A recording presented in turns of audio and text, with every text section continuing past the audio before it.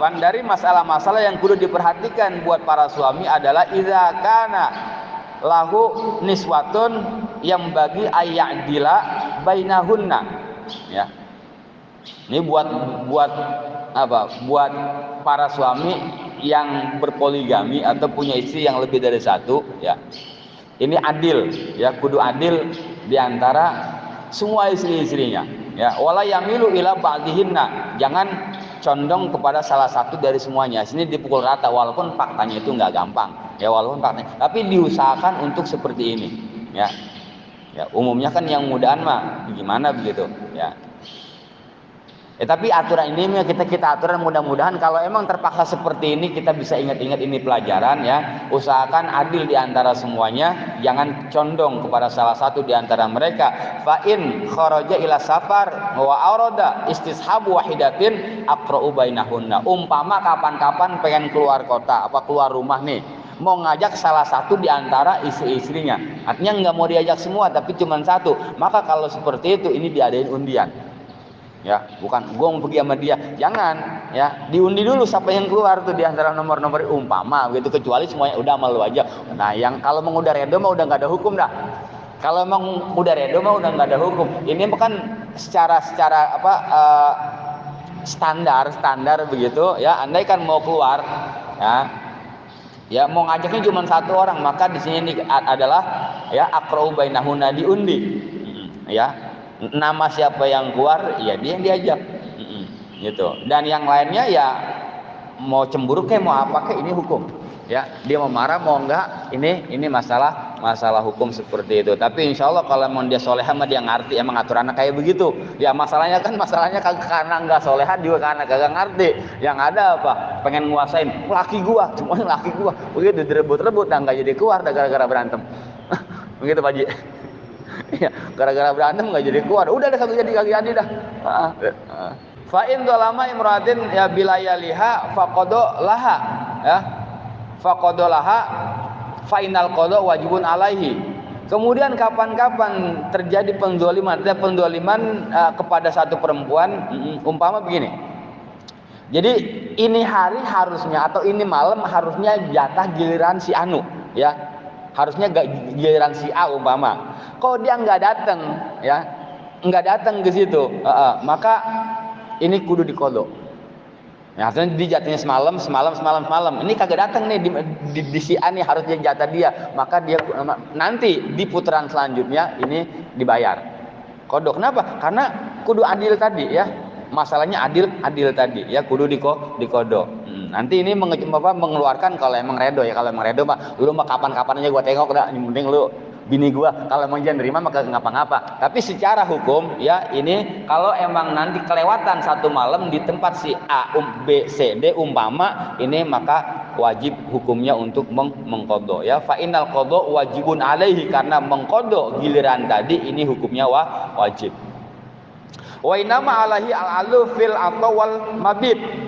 Nah, kewajiban untuk adil pada para istri ini hanya dalam masalah nafkah, hanya masalah nginep saja, ya. Cuman dalam masalah nafkah dan dalam masalah nginep saja, ya, adil. Yang namanya adil juga nanti kan kondisional. Adil itu bukan berarti harus dipukul rata. Sama kayak kita punya anak 1, 2, 3, 4, 5. Ya mungkin yang kecil jajannya 5.000, yang gede mah kagak cukup 5.000. Artinya begitu. Kalau dia belum punya anak, mungkin 100.000 cukup. Yang udah punya anak sehari mungkin kagak cukup 100.000. Ya karena anak jajannya dia berapa. Artinya kondisional masalahnya seperti itunya, mah. Ya, namanya adil tuh nggak harus pukul rata, tergantung. Nah, tapi masalah mabit, masalah nginep mah ya kagak begitu ukurannya. Yang namanya mabit mas ya semalaman, gitu. Wa amma fil hubbi wal wiqadha fadzalika la yadkhulu tahtal ikhtiyar. Tapi kalau dalam masalah mungkin rasa cinta, ya, rasa cinta, kemudian masalah hubungan intim, hubungan biologis, ini enggak harus sama. Ya, yang wajib untuk adil tadi, ya, hanya dalam masalah nafkah, hanya dalam masalah nginep, ya, bermalam. Kalau masalah rasa cinta, hati mah kan susah.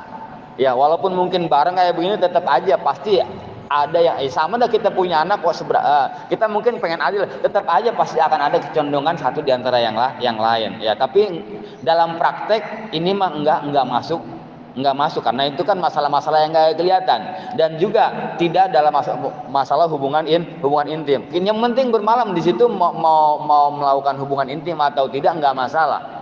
Ya, karena dalam masalah ini di luar kemampuan manusia. Ya, di luar kemampuan. Mungkin kita pengen banget, mungkin kata peti kepas jatah giliran dia, mungkin sakit kan kagak mampu. Umpama ini mah umpama. Iya, kalau wajib juga maksudnya di sono dikasih, gua ini kagak. Ya emang kondisi lagi sakit mau dipaksain. Agak bisa seperti itu. Kenapa seperti itu? Wa kana sallallahu alaihi wasallam yuqafu bihi ya mahmulan ya fi maradihi fi kulli yaumin wa kulli lailatin. Karena dulu Nabi ini setiap malam ini tawaf. Artinya di sini tawaf itu menggilir istri-istrinya, dan ketika itu Nabi juga ditandu ya, bahkan walau dengan cara ditandu ya ketika Nabi sedang sakit. Cuman masalahnya kan Nabi bininya kagak jauh-jauh, ini kamar ini. Lah kalau musuhnya Bang Dapen satu di sono ditandu, repot pakai ambulan tiap hari gilir. Ya, enggak gitu ya. Kalau Nabi kan bininya kamar-kamar, makanya kalau mau banyak itu bikinin losmen gitu. Ya, bikin losmen gitu ya di tingkat ini atau bikin kontrakan dijejer nih, isi 1 2 3 4. Jadi gilirnya gampang, kalaupun lagi sakit juga enggak repot-repot. Yang penting mah pindah tempat ya, pindah kamar tiap malamnya. Ya, fayabitu inda kulli wahidatin minhunna. Kemudian Nabi nginep ya di salah satu dari istri-istrinya. Wa mahma wahabat wahidatin lailatiha la sahibataha sabata al-haqqu laha.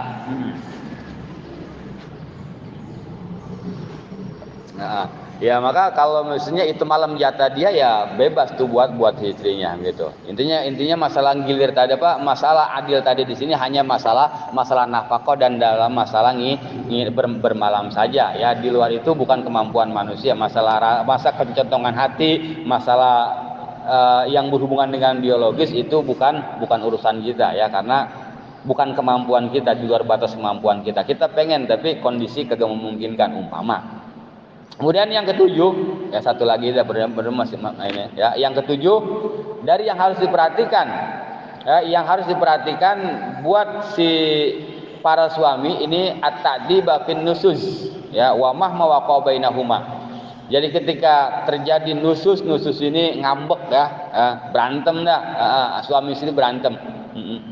Ya, khosomun walam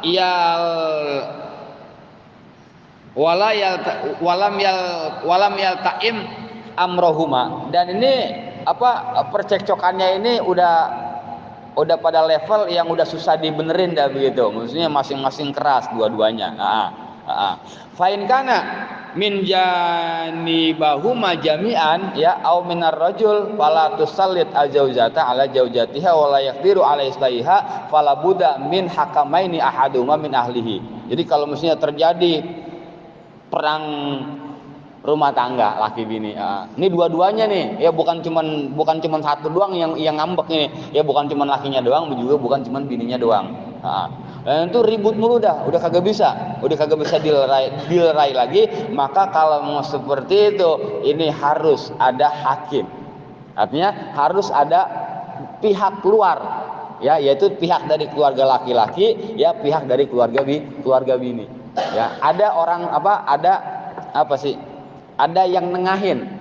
Kalau dia berdua mah jangan, kalau lagi berantem laki bini kan boro-boro buat ngomong, buat nasehatin, ngelihat aja kan kadang-kadang udah elak begitu ya, udah begah aja begitu, boro-boro mau baik. Nah makanya kalau seperti itu, ini kita minta tahkim dari pihak laki-laki, dari keluarga laki-laki dan dari keluarga istri ya.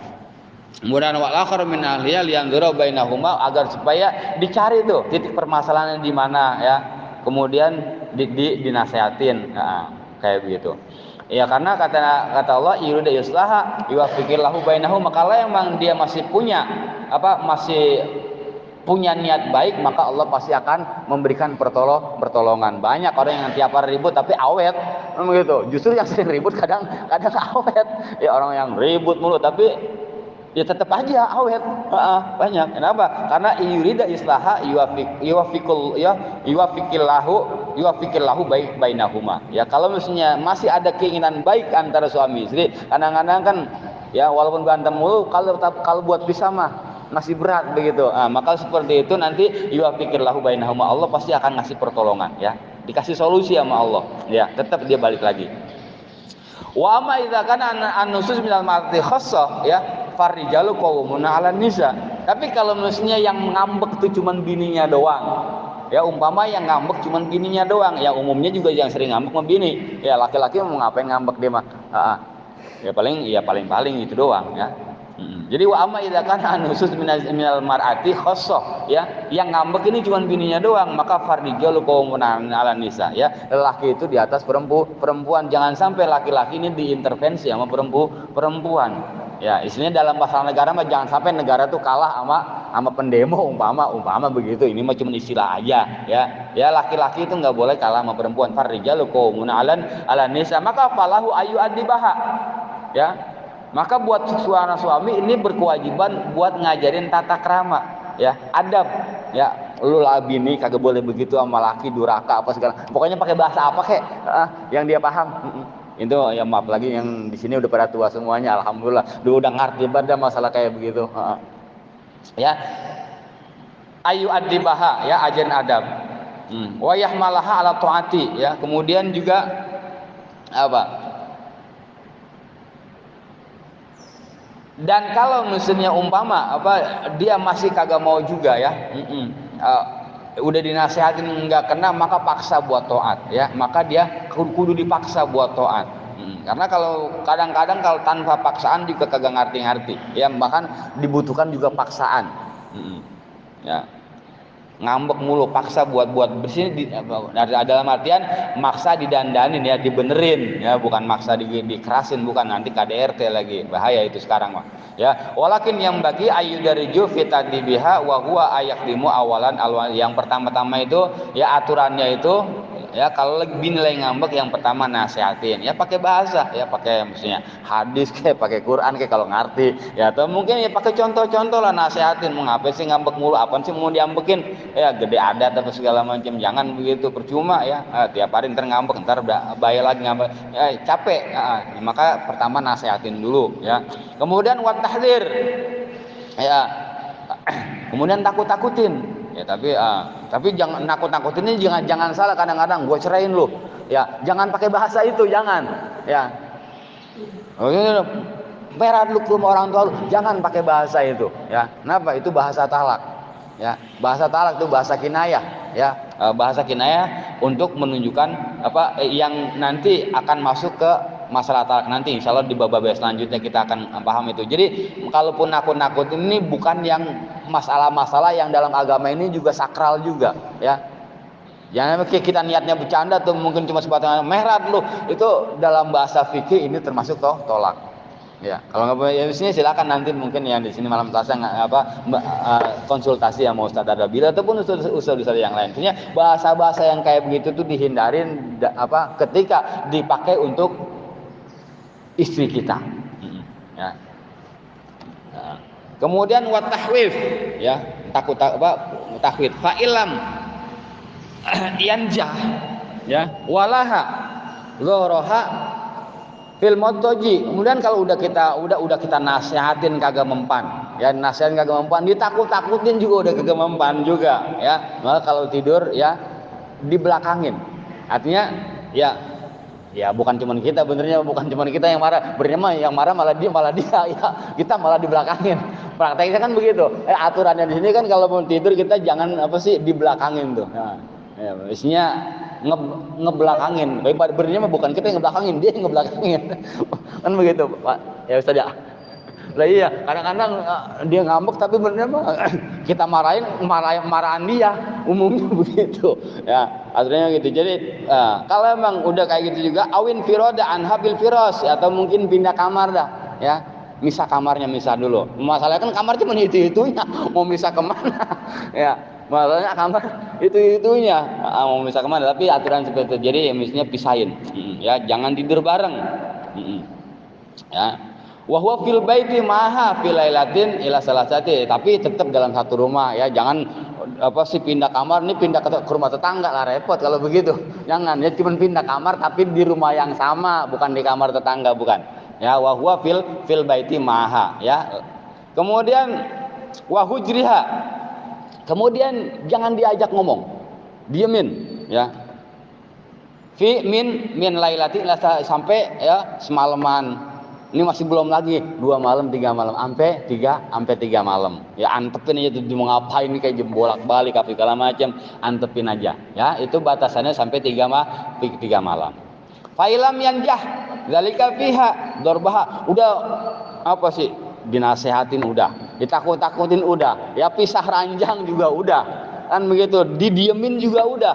Ya, boleh bagi suami untuk dengan cara yang sedikit keras, yaitu dengan cara mukul. Ya, boleh dikasih ya, dicubit kayak apa kayak begitu. Ya umpama gitu ya. Ya dicubit boleh. Nah, dikasih pukulan boleh ya. Ya, dorban gaira mubarrahin ya, dengan pukulan yang kagak sampai bikin dia jangan sampai kayak siapa tuh artis kemarin.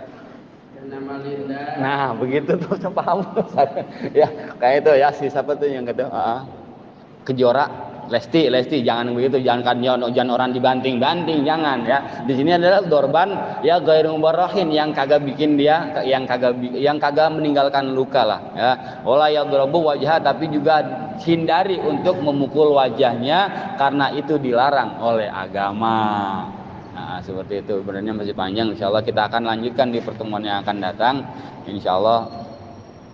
Ya, mudah-mudahan apa yang kita pelajari ini pagi ada manfaatnya buat kita dan buat para istri. Ternyata buat para suami ini kagak cuma sekedar saya terima nikah dan kawinnya si anu, tapi juga banyak tanggung jawab yang harus kita jalankan sebagai seorang kepala rumah tangga ya, agar supaya ardijalu qawmuna 'alan nisa ini benar-benar kita dapetin, agar supaya dalam rumah tangga itu kita rada sedikit dihormatin ama bini ya, biar supaya bini rada patuh apa segala macam. Maka dibutuhkan sarana, yaitu ilmu agama ya, agar supaya sedikit terarah ya.